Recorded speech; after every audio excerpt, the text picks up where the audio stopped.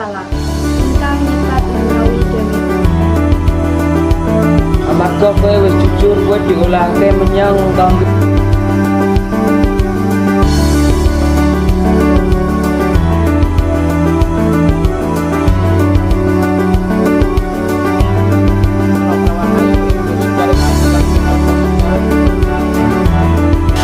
kula nuwun. Sinten naminipun panjenengan?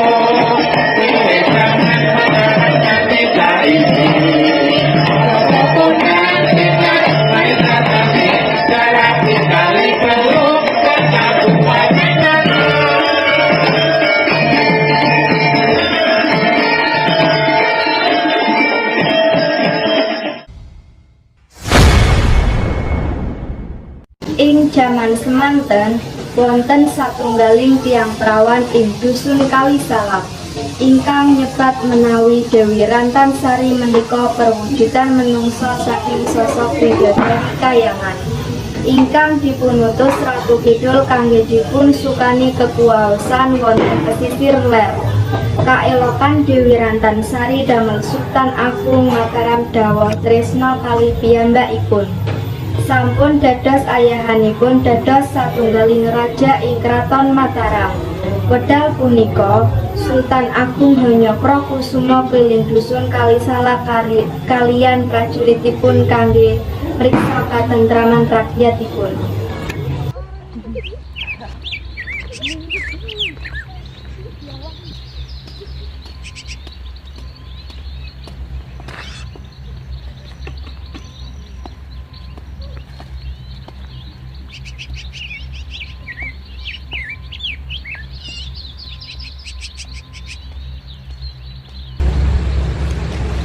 Amit Pak, Bu, sawuk nopo? Sumangga Baginda kula saged majasi kajeng. Ya ampun nggih, lajengaken kula pamit rumiyin. Nggih.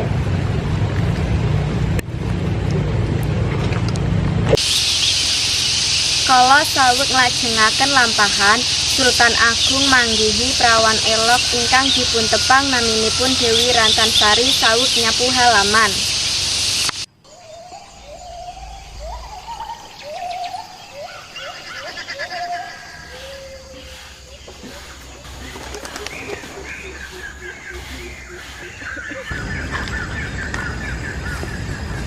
Sapa perawan ayu kang lagi nyapu latar iku? Kula mboten ngertos Baginda, sak sae Baginda taken langsung kalih gadis punika.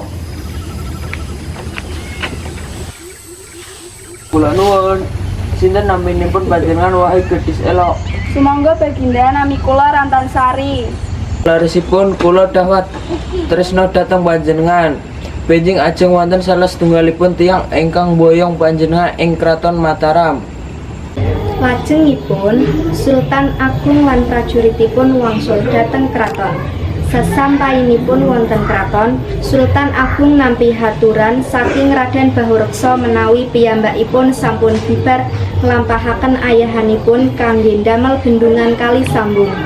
Lajeng Raja Kraton Mataram punika ndhawuhaken Bahureksa kangge metuk prawan paras elok wonten dusun Kalisalak punika.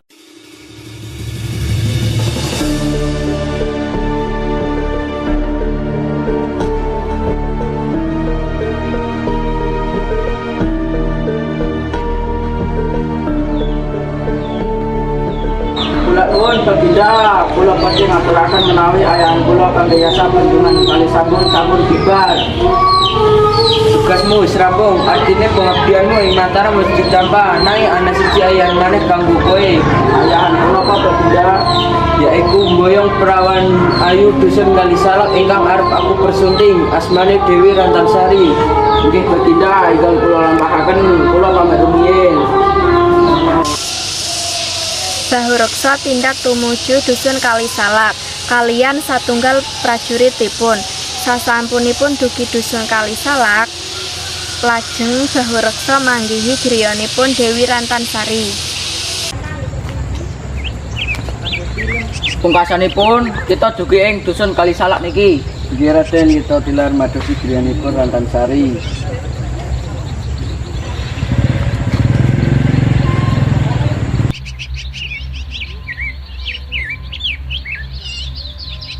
Nuwun sewu, kula ajeng mundhut preksa griyanipun Dewi Rantansari. Nggih, monggo Raden, griyanipun Wonosari wonten ing ajeng puniku. Oh nggih, matur nuwun nggih.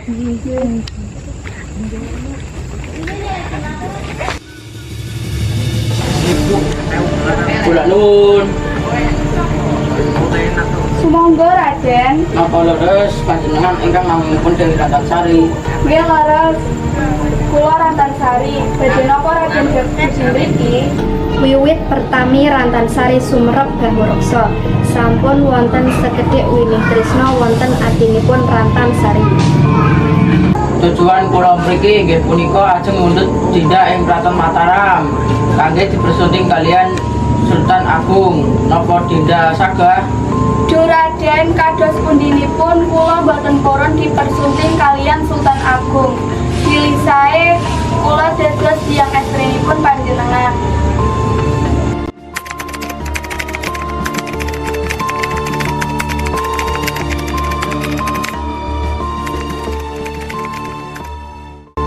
Kula nuwun, kula badhe nedha-nedha, kula bingung antawis tresna kaliyan Dewi Rantansari lan utusan saking Sultan Agung. Pungkasanipun Ki Ageng Cempaluk nedahi menawi wonten prawan ing dusun Kalibeluk ingkang memper kalih Rantansari, piyambakipun inggih punika larenipun Bakul Serabi. Ana prawan ayu ing dusun Kalibeluk kang memper banget karo Dewi Rantansari. Dheweke yaiku anak Bakul Serabi. Kirane bisa dipersembahake marang Kraton Mataram. Sasampunipun angsal pitedah saking Ki Ageng Cempaluk, Bahureksa lan prajuritipun langsung tumuju dhateng dusun Kalibeluk kangge madosi Endang Wuranti. Sasampunipun dugi dusun Kalibeluk, Bahureksa langsung kepanggih kaliyan simbok-simbok Bakul Serabi ingkang sedean sareng putrinipun. Bahureksa saestu menawi punika gadis ingkang dipun tedahaken saking Ki Ageng Cempaluk. Serapine Pak, Bu. Niki Bu, nggih matur nuwun. Nggih sami-sami. Kula nuwun, Mbok, napa leres sarenipun panjenengan ingkang naminipun Endang Wuranti? Nggih leres, lare kula naminipun Endang Wuranti. Kula ajeng gineman, Mbok, kalih Endang. Nggih monggo.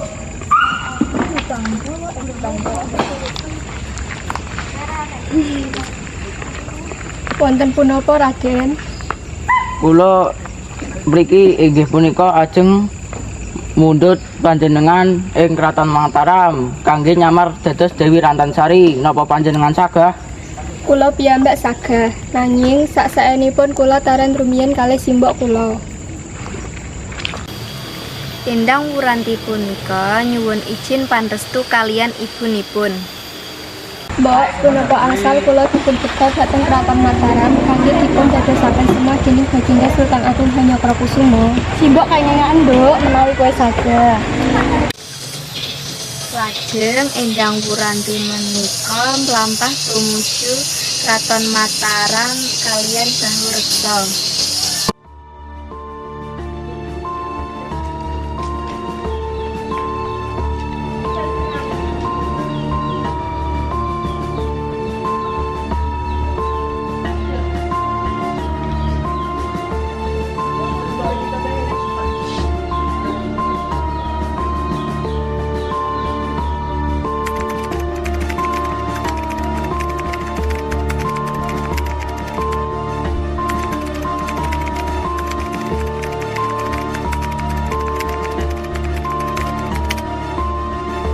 Apa kowe sebenarnya sebab apa kowe semaput waktu lungguh ing ngarepku?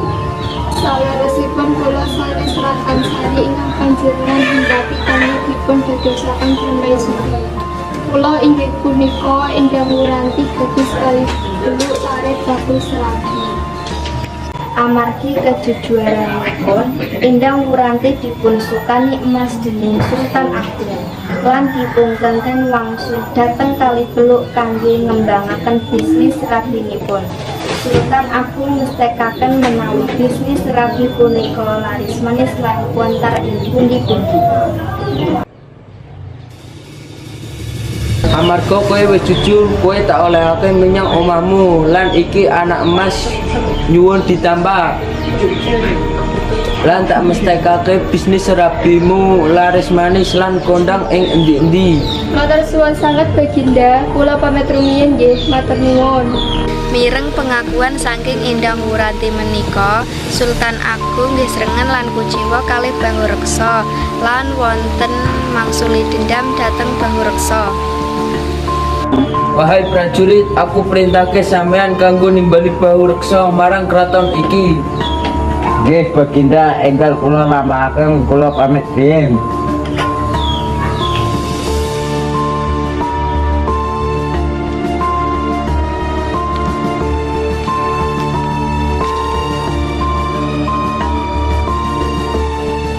Kula nuwun Baginda. Apa kowe tindakake Bahu Reksa ingkang kowe gamrene dudu Rantansari prawan Kalibeluk? Kula nyuwun pangapuntenipun Baginda, kula ngaku lepat saged menapa mawon hukuman ingkang Baginda paringaken. Aku awe hukuman karo kowe. Hukumanmu yaiku mbabat alas gambiran, gawe kapal Kaladuta lan mimpin pasukan Mataram perang ing Batavia nggunakake kapal iku tekan kasil. Enggal kula lampahaken Baginda, kula pamit rumiyin.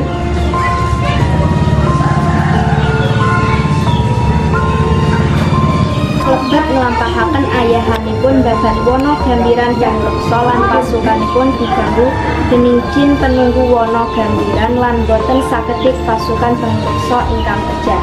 Wonten sisi punika, Endang Wuranti lan ibunipun sukses lebeting bisnis serabinipun. Laras ingkang dipunturaken dening Sultan Agung menawi serabi gadhah Endang Wuranti kang ibunipun laris manis lan kontar wonten pundi-pundi.